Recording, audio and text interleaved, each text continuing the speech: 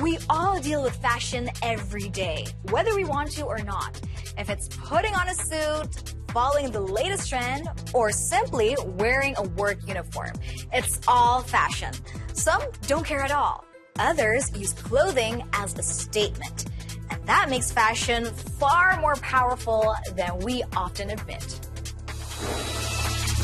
Welcome to The Scene, living and lifestyle in Southeast Asia. Today, it's all about clothing and style.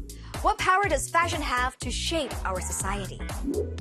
We'll meet an Indonesian designer turning old clothes into new garments and fighting a big environmental problem. And in Singapore, designer Leonard Cheong is breaking the industry's gender rules.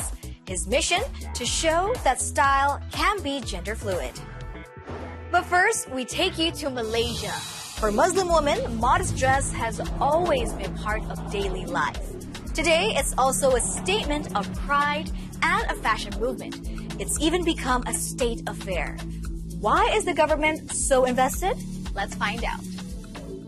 Malaysia's modest fashion market is booming, part of an industry worth around $65 billion across Southeast Asia. For some, it's faith. For others, identity. And for the country, it's big business. Believe it or not, this is modest fashion. It can be colorful, full of patterns, and very fashionable. One of the stars, designer Kel Wen, known for his bold and sometimes controversial twist on tradition. To be modest, it doesn't necessarily mean like to be conservative. Our modest look is not like so soft and feminine. We are all about boldness. We are all about, power. Kel began designing modest wear in 2020, drawing on his own style and preferences. His fresh approach has quickly made waves in Malaysia's fashion scene. I like to wear oversized stuff to hide my insecurities. There's more silhouettes to play with, not just too tugging to the body. Oversized, it suits modest fashion perfectly. Modest fashion seems to be more than just wearing a scarf or an abaya. While walking through Kuala Lumpur, we noticed how many women actually covered their hair. So we asked a modest fashion and media expert about it. Previously, there was misconceptions that women who wear the hijab or modest fashion are unintellectual or probably belong to religious cults or communities. But today, almost maybe 70% of career women wear the hijab, so they're not afraid to uphold their Islamic identity. We learned that Malaysia's once moderate Islam has moved closer to more conservative versions in this region. At the same time, influencers turned the hijab into a style statement. All of these media influencers, celebrities, they give you ideas of how to present a progressive yet Muslim-centric or Sharia-compliant, what we call it here, look. So you can still embrace your identity as a Muslim and also be part of the modern Gen Z, Gen Y revolution. For younger generations, it appears as a revolution. Progressive, trendy, Muslim-centric. But behind the glossy image, Malaysia's state is steering the rise of modest wear, using fashion as a tool to shape identity and belief. What the Halal marketing plan is trying to do is to actually offer training, workshops. So this is, I think, the model that the government is trying to help, encourage more young, entrepreneurs to try out halal lifestyle, Muslim lifestyle, modest lifestyles. This means labels producing modest wear are favored over others, strengthening religious identity and positioning Malaysia as a global hub. And as we discovered, it is also a very lucrative business. According to the report of the State of the Global Islamic Economy in 2021, the global modest fashion market is worth at $277 billion, and it has continued ever since. Big brands are trying to get a slice of modest fashion now as well.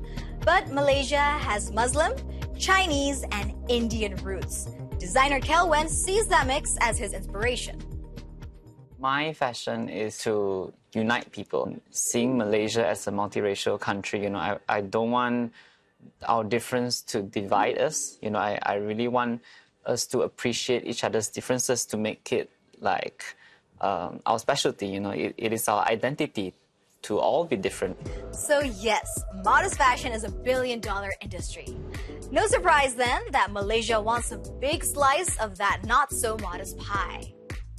It's a sign of how fashion can be used, even exploited, by the state to enforce identity, power, and politics. But elsewhere, fashion is used to break rules, not enforce them.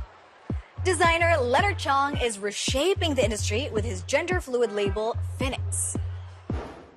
He creates activewear for everyone, giving the LGBTQ community more visibility and pushing for a more inclusive society. What do you think? Who decided clothes must be male or female? This young designer from Singapore says the question is outdated.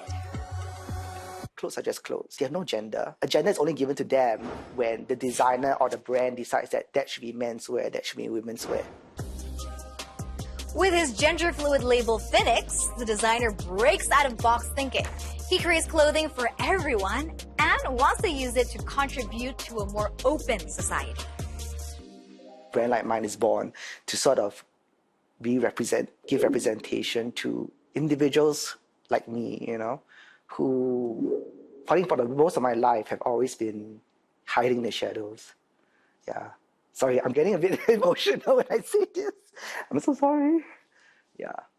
So I don't know. That's why, I'm scared to cry.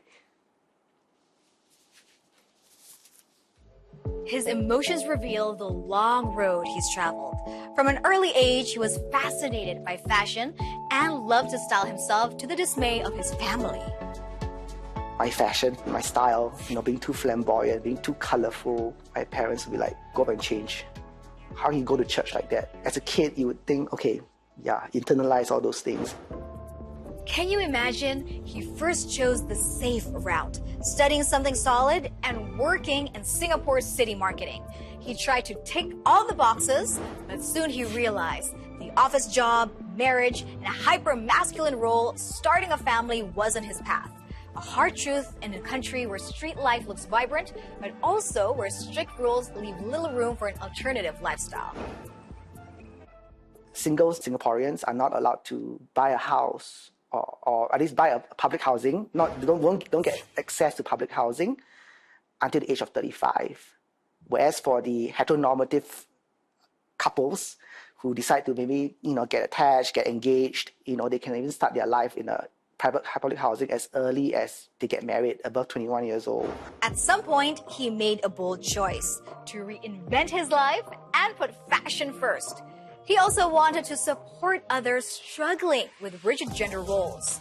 He quit his job, took a crash course in design, and found inspiration in his yoga teaching, creating sportswear that is comfortable, stylish, and made for everybody and every gender. I think there's a deeper connotation to it, where it's breaking down the gender boundaries between the two binaries in a way that then democratizes fashion, so that it's not like a one-sided thing where it's like, oh, women get all these styles and men don't, or men should only wear this kind of clothes. Fashion reimagined this way is a relief for many some non-binary, others simply unwilling to choose between masculine and feminine styles. Stars like Harry Styles pioneered the look, now followed worldwide. Big brands sell unisex clothing, but for Leonard Cheong, it's more than a trend. He sees gender-fluid fashion as a future direction, not just for his label, but for Southeast Asia. What do we have? We have Tokyo Fashion Week, Shanghai Fashion Week, but Southeast Asia is still a big question mark, right? Where does it all converge? And I think Singapore has that potential to become that converging point. Leonard's vision is bold. Singapore as Southeast Asia's fashion capital, a hub for a new, democratic style for everyone. It underlines how fashion can be more than self-expression, a visionary force that redefines belonging. What if all these stylish items and it pieces are out of fashion? Be honest, how many items of clothing do you buy per month?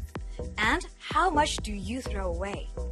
Used clothing is an environmental problem for every society.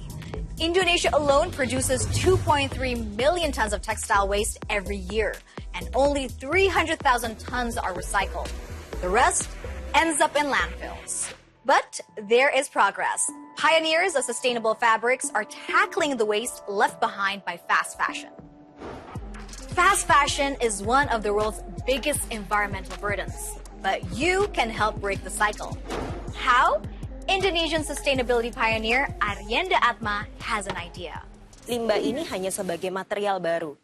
Dan kalau kita melihat tumpukan limbah itu sendiri, itu adalah material baru yang bisa kita manfaatkan untuk menjadikan material terbarukan dan diperkenalkan kepada masyarakat bahwa ada loh bentuk-bentuk atau alternatif yang bisa kita lakukan bersama. A simple box at a cafe in Surabaya plays a key role in Aryenda's plan. Her team at Pable collects old clothes through drop boxes, then sorts them by color, texture, and material. Zippers and buttons are removed. The fabric is shredded, pressed into pulp, cleaned, shredded again, and spun into new yarn. Isn't that amazing? Sehingga ketika kita proses lagi menjadi benang daur ulang dan kita tenun lagi menjadi kain, dia bisa menghasilkan serat yang cukup baik untuk bisa ditenun kembali menjadi kain atau dipakai menjadi baju. That's what's happening here in Karangrejo, 30 kilometers northwest of Surabaya. Once a hub for hand-woven textiles, the village's looms had fallen silent. And now they're busy again, weaving Aryenda's recycled material into new fabrics. Awalnya cuma ragu, takutnya putusan benang. Soalnya kalau sering putus, ribet, nggak dapat kain gitu, Mbak. Tapi setelah, nggak putus, cuma hasilnya tebal. Udin is one of the few young weavers who still mastered the old craft.